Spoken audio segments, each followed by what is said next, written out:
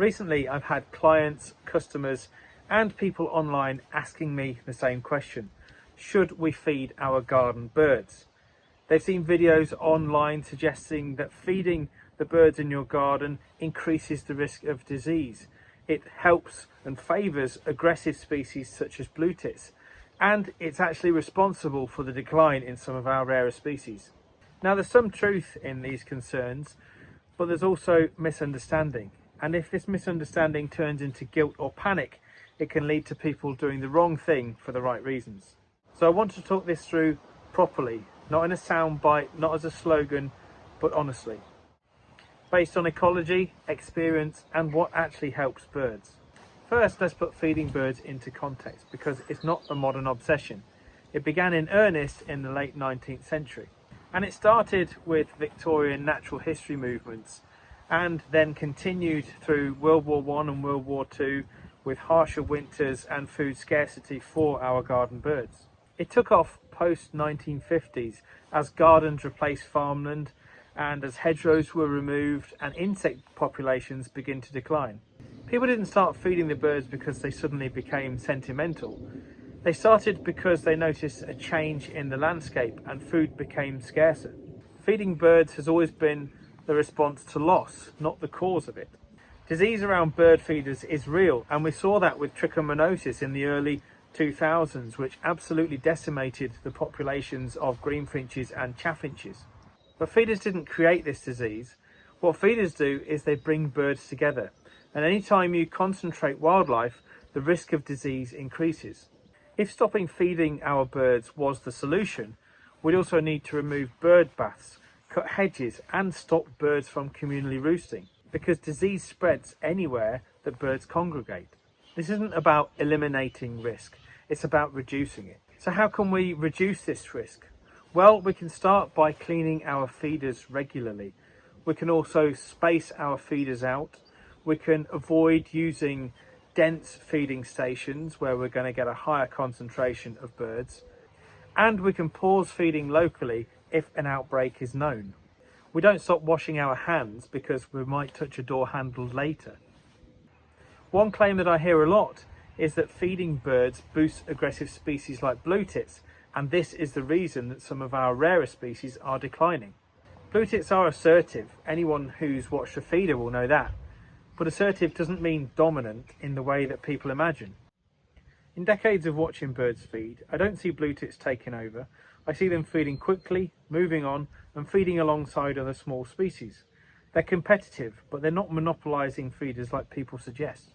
This argument is a bit like saying we shouldn't put up nest boxes with small entrant holes because blue tits use them well. Blue tits benefit from safe nest boxes, but nobody serious suggests removing them to save willow tits, because willow tits aren't declining due to nest boxes in gardens. There's another reason I'm wary of this idea that blue tits are somehow the villains here. When I was younger, I used to go out bird watching with an older gentleman called Willie. He'd been monitoring nest boxes through the 70s, 80s and 90s, long before social media, long before these debates. One season, he told me about opening a nest box at the end of the year and finding that a pair of great tits had built their nest over a blue tit nest. And underneath it, the blue tit nest was still there, and the female blue tit was dead inside it. That stayed with him, and it stayed with me. Competition between birds isn't neat, it isn't fair, and it certainly isn't one species always bullying another. Great tits can be more dominant than blue tits can be pushy at feeders, sparrows can exclude others from nest boxes. None of that makes them bad birds. It's just how wildlife works when resources are limited. If we're talking about willow tits, we need to be honest about what's actually happening.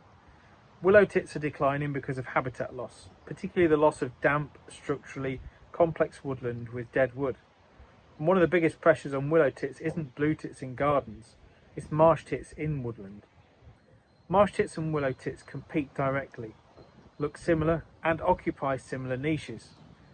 Marsh tits are more adaptable, better at surviving fragmented woodland. This competition is happening away from gardens, in habitats willow tits are disappearing from.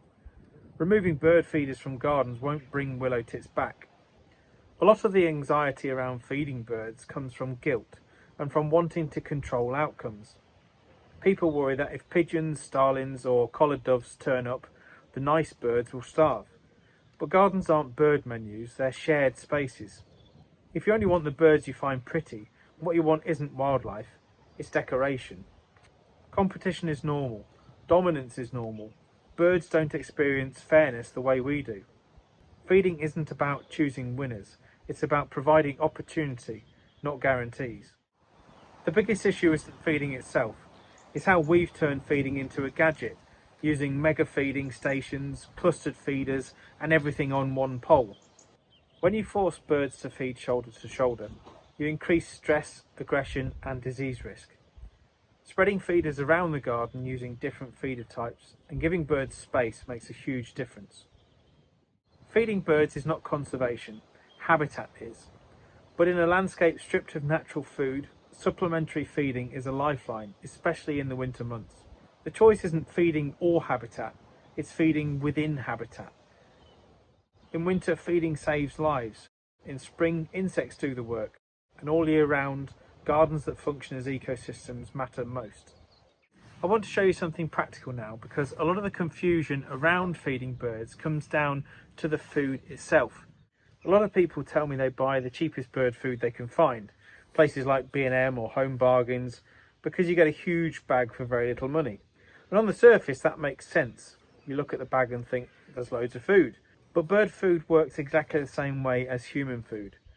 Throwing down huge quantities of cheap, bulked out food is a bit like eating several fast food burgers. You feel full, but you're not actually well nourished. What matters is what's in the food, not how much of it there is.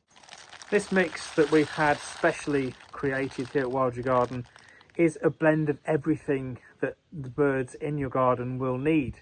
So by having this, it's going to definitely benefit the birds, because you will often be feeding less, not more, because there isn't as much wheat. In fact, there's no wheat in this, which is the main ingredient of a lot of these cheaper bird foods, because it's cheap and it's plentiful. So simply buying a bag of bird seed that is, say, 12 or 13 kilos with lots of wheat in isn't necessarily going to be beneficial for your garden birds. So that means less mess on the ground, less waste in terms of the food, fewer rodents around your feeders, and the birds that are feeding are getting more nutrient from less food. Feeding better food means you often feed less, not more. You'll also notice there are no dried mealworms in this mix. That's deliberate. Mealworms have their place, and we sell them separately, but dried mealworms are best used seasonally, particularly in spring, and they should always be soaked first. No seed mix, no matter how good, can provide moisture to chicks. Insects and caterpillars do that naturally. Soaking dried mealworms helps replace some of that moisture, but they're not something you just throw into every seed mix and forget about. Bird food should change with the seasons. One size fits all mixes usually don't, but this one does. This mix wasn't thrown together to look impressive on a label. It was designed with someone who played a key role in the early days of the BTO. Someone who spent their life studying birds properly. The aim was simple: feed a wide range of species efficiently, without waste, and without turning gardens into fast food outlets. That's what responsible feeding looks like. So when we talk about whether feeding birds helps or harms, this is part of the answer. It's not about dumping huge amounts of cheap food. It's about feeding thoughtfully, feeding seasonally, and feeding as part of a living garden, not instead of one. Quality matters for birds just like it does for us. There's a really good parallel here with butterflies. People often plant a buddleia, and they should.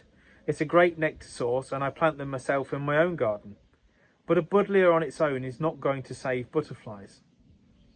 Butterflies don't need nectar alone to survive. They need larval food plants. If you don't have grasses, if you don't have garlic mustard for orange tips, for example, if you don't have nettles for comma and peacock butterflies, docks for small coppers, bird's foot trefoil for common blues, you don't have butterflies, no matter how many nectar plants you put in. Bird feeding is exactly the same mistake. People think if they stop feeding, they're suddenly helping wildlife, or if they feed, they're somehow doing harm. But feeding is like nectar. Habitat is like the larval food plant. One without the other doesn't work. Nature isn't saved by gestures. It's saved by understanding. If we really want to help wildlife, we need fewer bandwagons and more listening. If you've been feeling guilty about feeding birds, stop. If you've been panicked into thinking you're harming wildlife by caring, stop. Just slow down, feed thoughtfully, create habitat, and remember that nature doesn't work in absolutes. Doing something imperfectly is still better than doing nothing out of fear. So should you feed your garden birds? The answer is of course yes. Don't stop feeding them. Just listen to the advice in this video. Keep your feeders clean, space them out, and provide a multitude of feeding stations rather than concentrating it in one area. That will definitely help reduce the risk of disease. But it's not just feeding birds, it's creating habitat for them as well, and food for the chicks, such as the caterpillars, which are going to be eating the native trees and shrubs in your garden if you provide them. So feed the birds, but also create habitat and provide nest and roosting boxes for them as well, of which I'll be covering in another video to come. Thank you so much for watching. I really hope you've enjoyed today's video. Please feel free to subscribe to the channel if you haven't already. Give the video a like and share this video with your friends so we can help people to continue to help the birds in our garden. Thanks for watching. I'll see you soon.